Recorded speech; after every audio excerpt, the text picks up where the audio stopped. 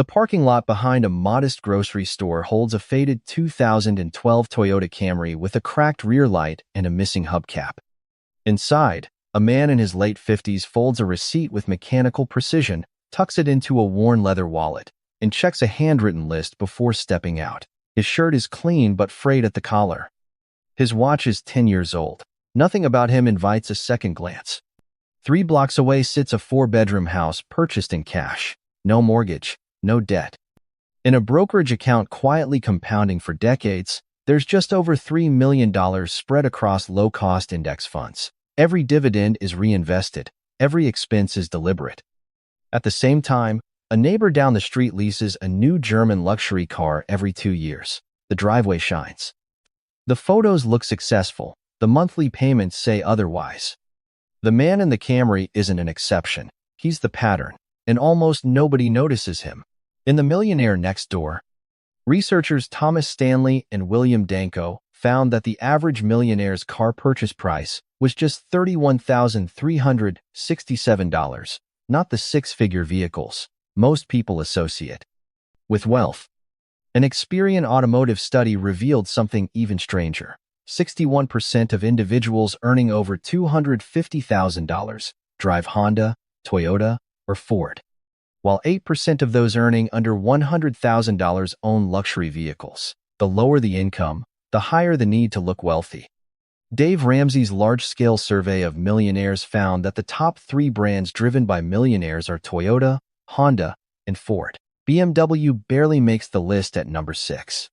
And according to the Federal Trade Commission, Americans lost $10.3 billion to fraud in 2023, with a significant portion targeting individuals who signal visible wealth. Hey, I'm Brian, and I spend way too much time thinking about the gap between how wealth looks and how it actually behaves. If thinking clearly about money feels like a high-return activity, consider subscribing. Treat it like peer review for your financial decisions. Looking poor is not a failure of success. It is one of the most effective strategies for building and protecting real wealth.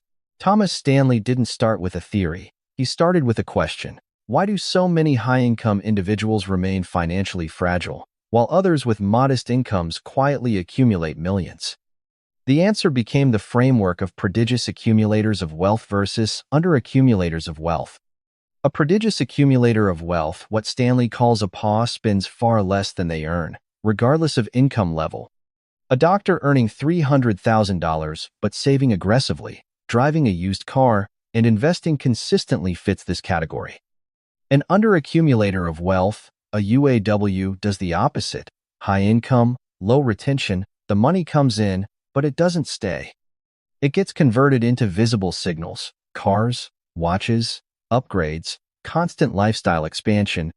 Stanley's research showed that most millionaires are first-generation wealthy, meaning they didn't inherit their money. They built it through behavior, not income. Roughly 80% came from households that emphasized frugality over display. The irony is uncomfortable. The more someone earns, the more pressure there is to prove it, and the more they prove it, the less they keep. Wealth, in its most functional form, is not what gets spent. It is what remains after spending. Yet, the cultural instinct flips this definition entirely. People measure wealth by what is visible, while actual wealth grows in what is deliberately hidden. The Camry in the parking lot is not an accident. It is a decision repeated thousands of times over decades. Economist Thorstein Veblen described this behavior over a century ago in The Theory of the Leisure Class. He called it conspicuous consumption, the act of spending money not for utility, but for visibility. The logic is simple. Humans signal status to secure belonging, respect, and opportunity. A luxury car doesn't just transport, it communicates. It says something before the driver ever speaks. But modern behavioral research complicates this. Studies referenced by Harvard Business School show that status-driven purchases often produce short-lived satisfaction, followed by a need to upgrade again. The baseline resets. The signal must be maintained. This creates a treadmill. The more someone spends to look wealthy, the more they must continue spending to maintain that image. And over time, the signal becomes a trap. There's a second layer. People don't evaluate wealth in isolation. They compare. A person earning $100,000 feels rich in one environment, and poor in another. Social media amplifies this distortion. Every scroll recalibrates what normal looks like. The result is predictable. Individuals optimize for appearance instead of accumulation. They chase symbols instead of systems. And here's the paradox. The stronger the need to look wealthy, the weaker the underlying financial position tends to be. Because the same dollars that could compound quietly are being converted into signals that depreciate loudly. Looking poor disrupts this entire cycle. It removes the need to perform. It eliminates the feedback loop. And most importantly, it redirects money away from signaling and back into ownership. If you're new here and just subscribed, comment your name below. I read every comment and shout out new subscribers in my next video. I do appreciate you joining me on this finance journey. Morgan Housel, in The Psychology of Money, makes a distinction that quietly reframes everything. Wealth is what you don't see. It's the money that hasn't been spent yet, the car not upgraded, the house not stretched, the lifestyle not inflated. Consider a simple decision repeated across millions of households. One person buys a car for $30,000. Another buys one for $80,000. Both serve the same function. Both get from point A to point B. But the difference, $50,000, isn't just a number. It's a future. At a 7% annual return, that $50,000 becomes roughly $270,000 over 25 years.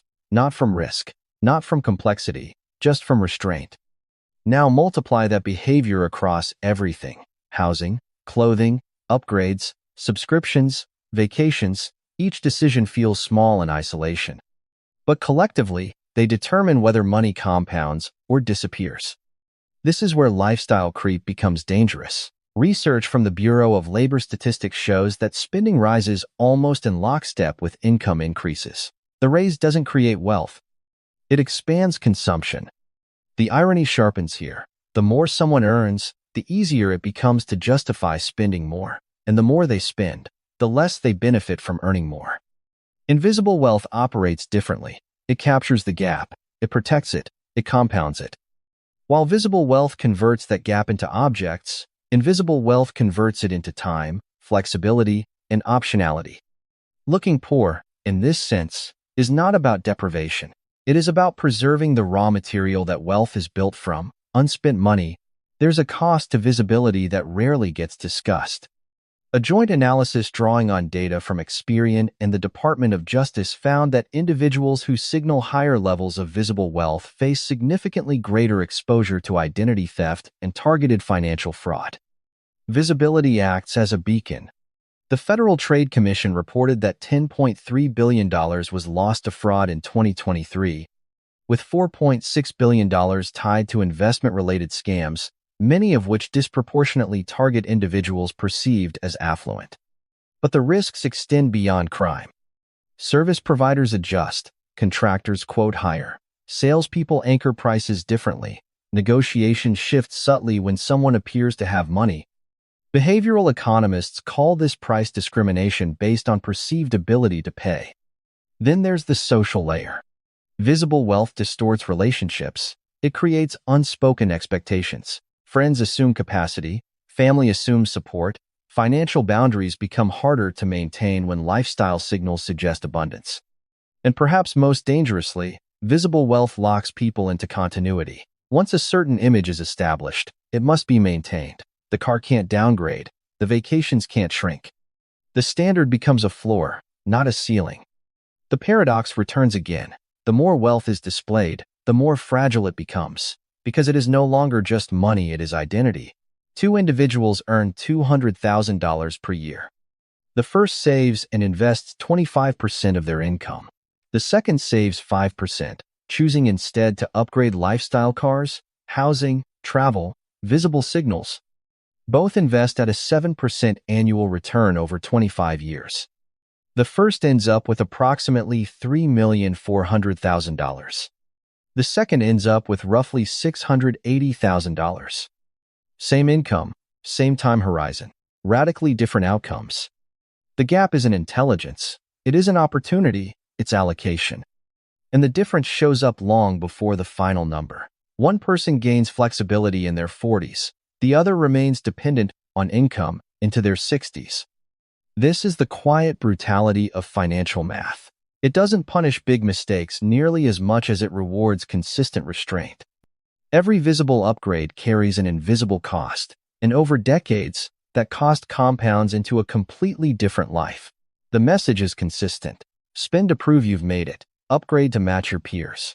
Visibility equals success.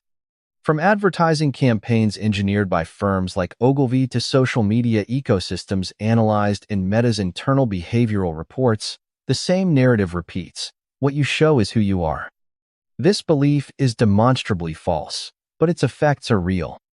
Children grow up associating success with objects. Adults inherit the script without questioning it. Platforms amplify extremes, making ordinary wealth look inadequate and staged lifestyles look normal. The system doesn't reward quiet accumulation. It rewards visible consumption. Because consumption is profitable, restraint is not. So, people learn to perform wealth instead of build it. And over time, the performance replaces the objective. But the pattern is starting to crack.